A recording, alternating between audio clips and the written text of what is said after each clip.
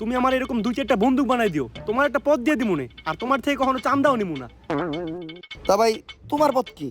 সহসভাপতি পদপ্রার্থীর ডাইনাত। সামসা। এই agent Tom cruise, তুই চামচা কারে কইলি? খালি নেতা বাইসে নেই দেখা, নাহলে আজকে ছোটখাটো একটা পদ আমারও থাকতো।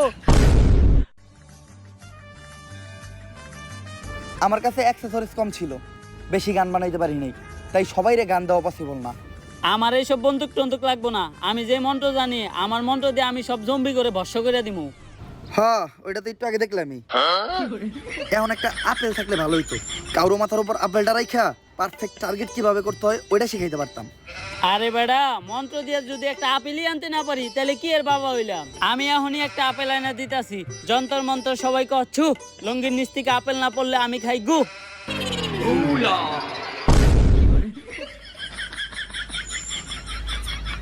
অনুপ্রেরণার আরেক নাম ভণ্ড বাবা।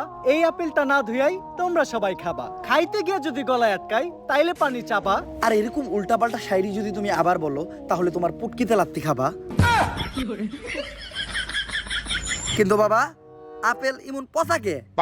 হাল আর পু 400 আপেলের কেজি, আমার এই বাহি মন্ত্র দিয়ে কি ভালো আপেল আইবো? আচ্ছা, এটা দিয়ে কাম চালাই নিতাছি। এখন আপেলটা মাথায় নিয়া টার্গেটে দাঁড়াইবো কেডা?